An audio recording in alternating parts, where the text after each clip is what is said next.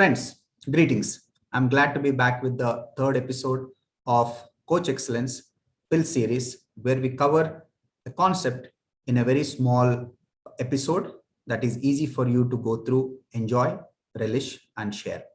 Today, I have a very seasoned coach, Coach Khadija, with whom I have been interacting for the last 1 year.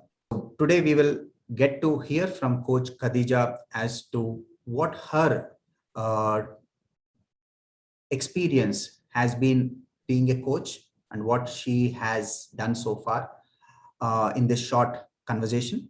Without any further delay, I would request Khadija to share quickly a short introduction so we can jump into the conversation. Over to Khadija. Thank you, Kiran. Thank you so much for having me on your platform, Kiran. So, I am Khadija from Mumbai, and I am a certified ACC coach specialized in relationship coaching.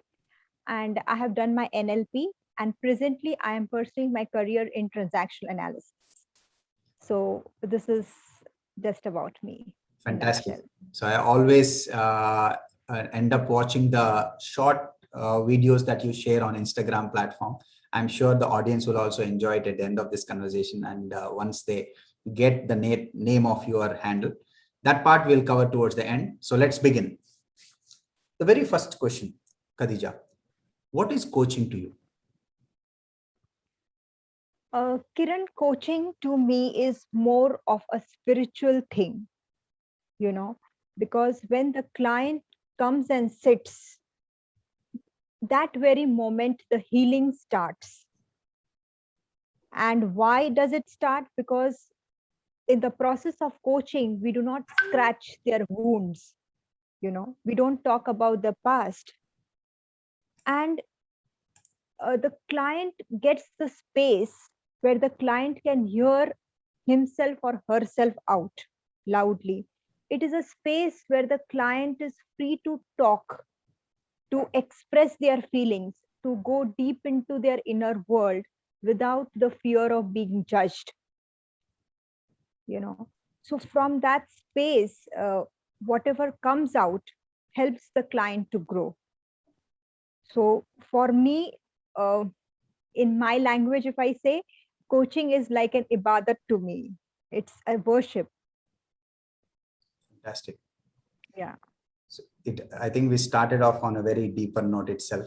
So few takeaways for me from what you just shared is what stood out was the spiritual element of what coaching is, and how you also mentioned about it has the power to heal, and one gets an opportunity to hear themselves. Often we tend to see, okay, if I do everything, what does a coach do? But I think the best equipped person always sees self, and you just narrated in a very in a fabulous way. And also, last but not the least, you mentioned that the coachee gets to express themselves without any fear of being judged, which is, I think, something all get stuck with, of being judged, and the fear of being judged itself stops often many in achieving their best. So with that, Exactly. let's move to the next one. Who do you think benefit from having a coach? Kiran, I think every soul benefits from having a coach. A soul who has a need and a desire to change, to evolve, to grow needs a coach. See, I being a coach, I have a coach on my head, you know. Uh, why? Because, uh, the mechanism, the way the mind is, sometimes in the mind, I will give you an analogy to make you understand things very clearly. Sometimes what happens is, like, you are very hungry, and you have a plate in front of you, but in that plate it is like gajar ka halwa, dal chawal, papad, salad, so many things, mixed up. So your brain fails to understand whether it is a food.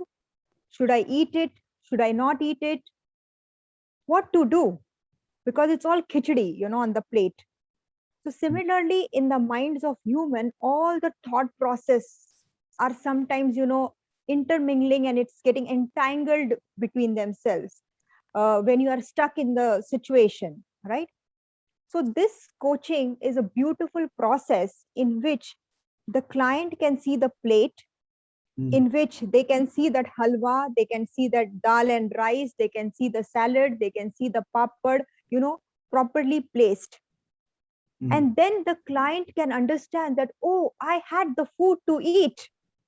And the client can decide that, oh, I want to eat papad first, or I want to go with the halwa first, or should I eat this much, what time, right quantity, everything, every decision is taken by the client. mm. So things are simplified when it is put in front of them instead of that khichdi thing which is going in the mind. Got So it. this is the power of coaching. That's a fantastic way of uh, how to experience the thali in the best way possible. And I think here the consumer is getting a clarity and choice of what to begin with, and the clarity of the visibility of what is what, and also making a choice of what to begin with and what to end with. And also, what stood out for me while you start the very sentence you started with is coaching suits every soul. I think can't agree more on that. And you made it clear that everyone benefits when you shared, even a coach has a coach. So it goes on to validate how everyone, including the coaches, benefit by having a coach. Thank you for that. Exactly. So with that, let's move to the third one. A very often asked question. One myth, so there are many, they say, one myth about coaching that you would like to burst today. So coaching is a journey. Okay. It is sometimes the client, many of the clients think that, you take the problem and the problem is solved. But coaching doesn't solve the problem.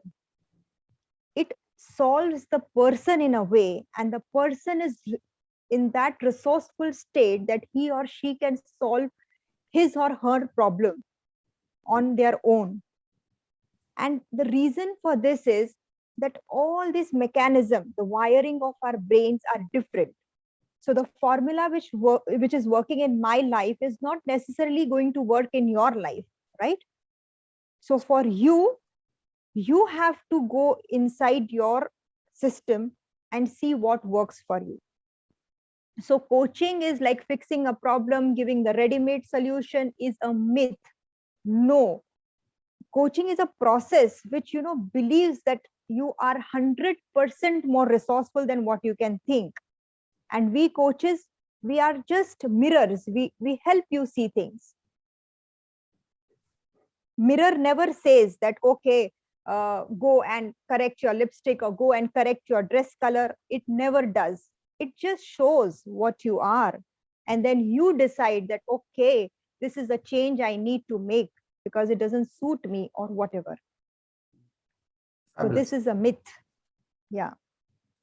I think it resonates with me when often I heard that though how much ever tempting it is to discuss the problem or the subject, often it is shared that if the person becomes, as you mentioned, 100% more resourceful, whether it is a problem, whether it is a topic, or whether it's a wish, the person themselves become that much more powerful to attend to that subject and many more subjects that may follow. So, as you articulated in the beginning, it's a journey and not a short start and stop kind of an activity. And it being a process, I think pretty much captures that it can continue to improve the person who goes through this process. So thanks for that, breaking the myth part, Khadija. So with that, let's move to a next one. Is there any coaching memory that you would like to share with the audience? Obviously, confidentiality taken care of. Okay, Kiran. So in my starting days of coaching, I had an experience with one client. The client was speaking very less. He used to not speak much, and there was a point in the conversation where I, as a coach, was stuck. Mhm. It was a dead end, you can say. I did not understand how could I take the conversation further. And so I honestly asked the client that, what do you think? What question should I put that would help you at this moment? Mm. And to my utter surprise, Kiran, the client started speaking, and the client himself gave me the questions that at this moment I want to be asked this thing. And from that experience, the coaching conversation went very powerful ahead. And what I realized as a coach was that vulnerability, people can relate to the vulnerable part of Khadija and not the perfect part of Khadija. So authenticity, this is a very noble profession, Kiran. Coaching is a very noble profession in which authenticity is very important, which is sensed by the client. The client is very intelligent, he or she understands. If in that situation, if I would have behaved in a way that, I know everything. So no, it's not that. Client and the coach both are equal. Mm. They are just trying to explore things together. Nobody is like even one step above. No. So the authenticity and this thing which I felt, that how much this profession demands, and then only you can create the results. So this was a experience which I will never forget in my life. That's fabulous. Three things that stood out for me. I'll start with the probably the easiest one, and often not acknowledged, is the coach and the coachee, and in fact everyone as an equal. I think the journey starts from there. And while you were arriving at the term of vulnerability, I was just trying to pen it down because you were explaining the concept, and then I was trying to write down vulnerability as a word. And in this example, what you shared, when the vulnerability is coming from the coach self, themselves, I think it opens the coaches to be much more, be willing to be vulnerable in that conversation. And I think every other conversation, not only conversation, going forward in everything they do, I believe they will believe in practicing vulnerability without hesitation. The last term, Exactly. what you Because shared. Kiran, one thing I would like to mention here, Kiran, is that the client also starts understanding that we all are humans and we are perfectly imperfect, all of them. Okay, it's like काम चालू है, work in progress. We all are work in progress. So that client also starts, started working in that direction. That term Yeah. perfectly imperfect, I think, stands out in that part. And the last one, what I captured from this example was the importance of being authentic. I think once everyone is authentic to their true self and being what they are actually and present themselves as what they are, I think the world changes for them because they don't have to be anything different from what they are. And the rest of the world, I think, starts accepting them as what they are, and whatever else follows, I think, is progress. So with that, let's move on to the next question. In your opinion, what do you think, why we ask questions to the client? Is there any science or a logic behind this process of asking questions? So Kiran, what I think is that we all are humans and we all are wired differently. Okay.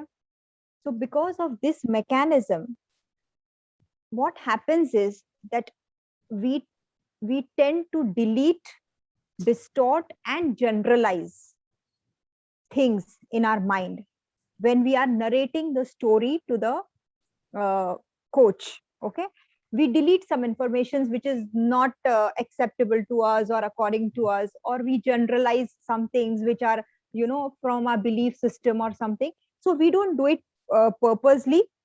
Nobody does it purposely, but the brain is programmed, in that way.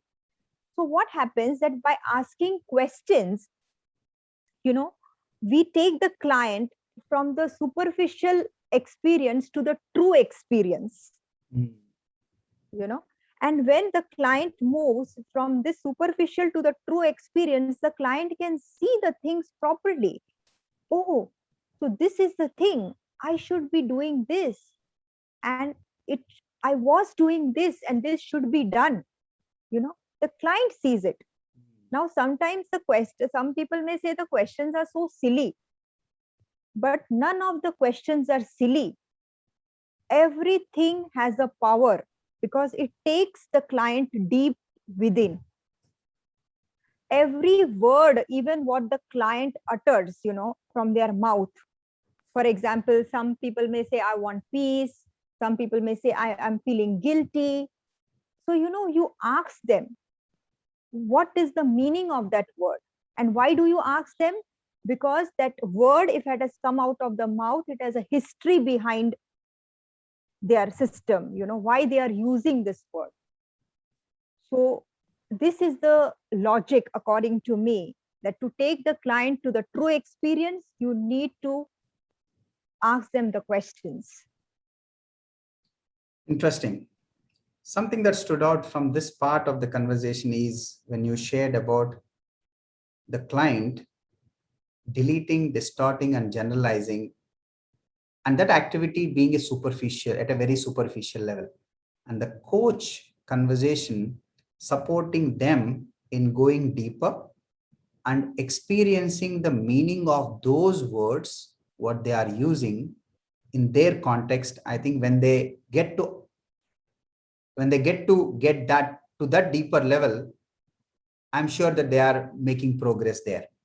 And as you mentioned, the client then travels deeper.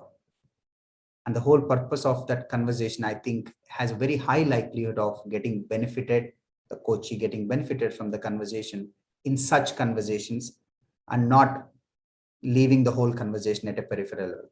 I think that's where I hear the curiosity and the questions that they often use the word powerful questions that come from the coach does bring a lot of change to the coaches. Some actually far deeper, sudden, impactful as well. Great to hear that. Right. So with that, let's move on to the last one for this conversation. Given an opportunity to share just one advice, what would it be for the wannabe coaches? From Khadija. So, Kiran, I would like to ask them to reflect that when a client is born, the client is born when, we have two faculties, the head and the heart. And when there is an imbalance between the two faculties, the client is born. Okay. So some people are highly logical in their thinkings, So as a coaches, you have to understand the human and you have to enter through that gate. If this person is logical, you have to enter through this gate and then enter the heart, because of course he is using this faculty as well, but the predominant faculty is this. And if you find your client to be emotional, talking more of feelings and stuff, the gateway is through the heart. And then you may exit or take the client to the head part. So in order to have a rapport with the client, you need to understand which gate you should enter as a coach. Fantastic. I think that's short, crisp, but very deep. When you started with the word to reflect upon, I think that term itself, I have experienced it to be so powerful, either in the role of a coach or as well as a coachee. And the role of faculties that you narrated about, head and heart, and the importance of the gateway, I think is can't be is an understatement. How important that gateway of entry, I think, sets the whole, they say, as a safe space, comfort, and the chemistry. I think it supports these well, and thereby the conversation making progress. So a very nice way of articulating how to arrive or create that space of safety and what you can say comfort, my space for the coaches. So with that, today's conversation would come to an end. Before we complete, Khadija, how would you like anyone who is interested to get in touch with you for a conversation or any Q&A or for any other reason to reach out to you? What is the easiest way? So anybody who would like to reach me can reach me through my handle, which will be mentioned here. It's a Coach Khadija. On that page, you will find very useful videos also, which can give you good highlights, and it will make you reflect on day-to-day life. So I have done my best on that page. So you can connect me through that. I can vouch for that because I often enjoy and experience, learn a lot from those short videos. Everyone must check out the Instagram handle to benefit from those small nuggets of wisdom coming from Khadija. And if you would like to get in touch with her, already Khadija has shared, I will also be featuring the handle in the comment section as well. So with that, friends, I hope the conversation has supported you in some way. And if you have liked it, please share it with your friends and those who you feel will benefit from it. So with that, thank you for today. And till we come back with the next episode, please be safe and all the very best and good luck. God bless.